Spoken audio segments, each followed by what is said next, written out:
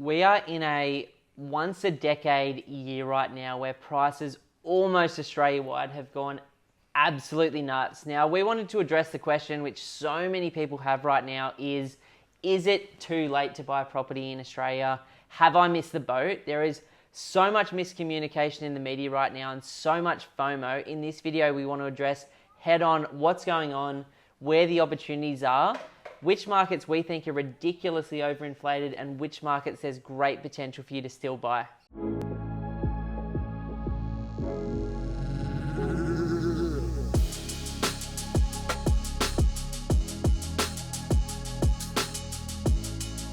One thing's for certain, there is a lot of emotion driving people's decisions at the moment, and that's what's putting a lot of that FOMO into people. People are like, I need to get in now, I need to get in now.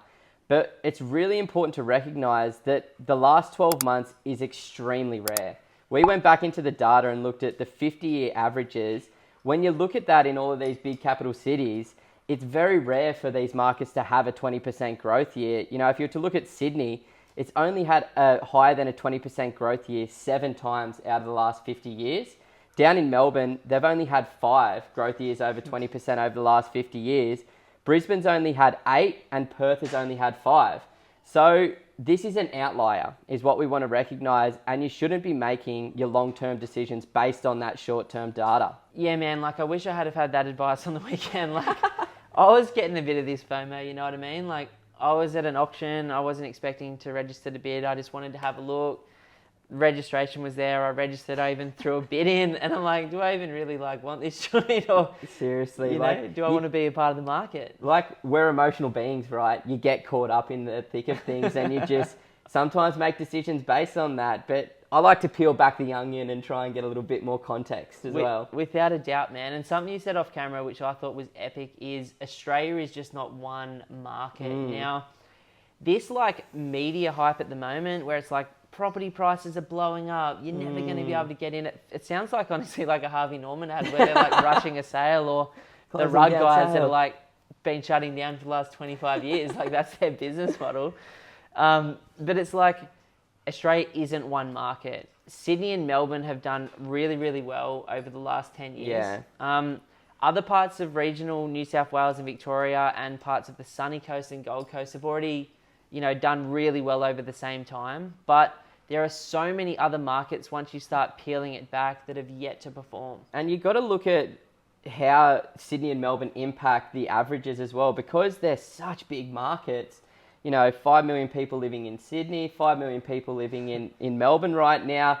Though that controls a lot of the numbers. So when Sydney's doing really well, or Melbourne, and vice versa, when they're not doing so well, it skews the numbers for all the other markets around Australia. You're so right, man. Looking at CoreLogic stuff, I think Sydney's done 28% this year, which means Australia looks like it's done this incredible amount of growth. And back in, I think it was 18 or 19, when prices peeled back by 15% in that year, it looked like Australian property prices had dropped 5 to 7% that year, but it was really isolated to certain areas in Australia. Exactly. And then to dive deeper into that, even cities aren't one market. Looking in Brisbane, we've gone so granular into this market.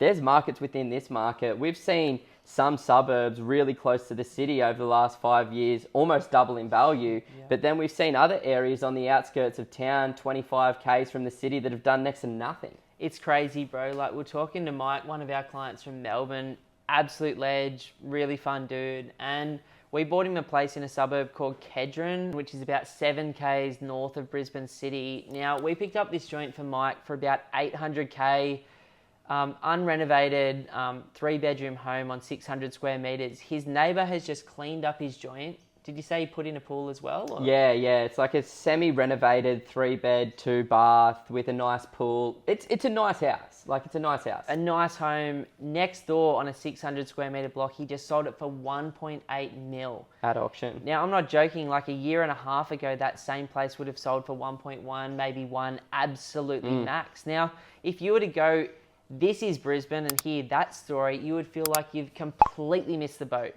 Come 10 Ks down the road, 15 Ks down the road to other parts of the city where that ripple effect or that knock-on effect hasn't hit yet. And we're literally talking about $400,000 homes that last year were worth $350. Yeah, so what we're trying to say is is it a right time to buy property is such a subjective kind of conversation. There's so much more that goes into it. And I really think the most important part is identifying a strategy, understanding what you want to get out of the purchase, right? Without a doubt, like if you need to, go sit with a financial advisor or an accountant and try and figure out one.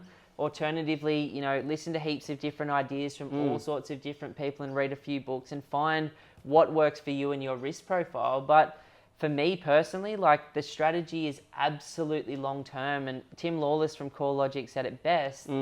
Over a 15-year period, there's going to be years that could drop by as much as 30%, rise by as much as 20%, and everything in between. It's not this beautiful linear journey.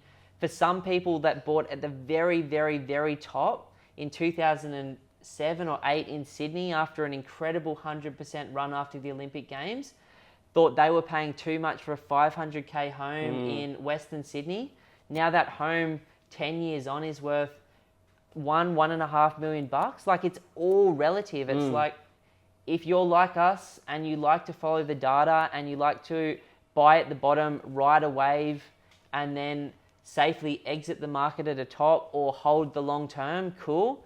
If you're like 99% of other people and you just buy when you're available to buy, the market over 15, 20, 30 years is so forgiving. And really whether is. you buy at the very bottom or a top is actually irrelevant over the long term. History shows you that you will be in a better position, but there might be some bloody and brutal years on the way. Yeah, and that's what property investing in. That's what investing is in general. It's never just going to be clear, consistent path unless you've got that longer term outlook on life. So for us, employing that long-term strategy, having at least a 10-year outlook is super important. If you're trying to, you know, really speculate and get those short-term gains, then that's where things become really, really tricky to make sure that you're doing it right. I mean, every time I've personally lost money, I've tried to like make Short it in term, a year. yeah. You know, I haven't done the fundamentals research. I haven't looked at all of Australia with Heron Todd White's data and gone, well, which place should I be investing in? And I haven't ripped into the city, and I've taken other people's advice versus listening to the data and my own intuition. And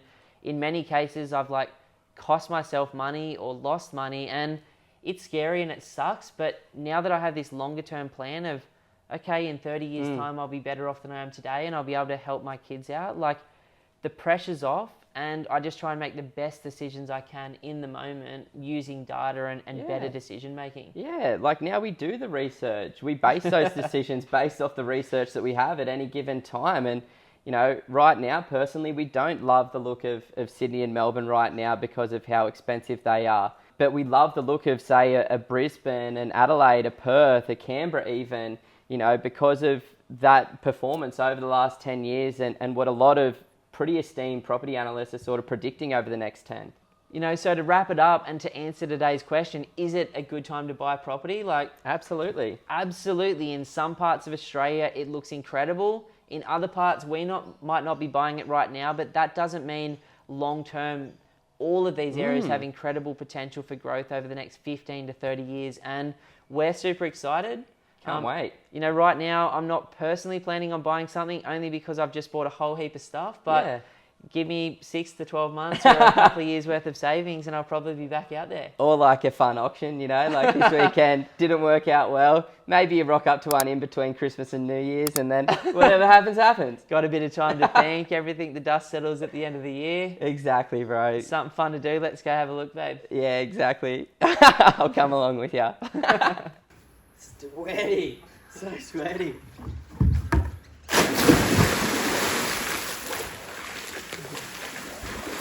Oh, that's good.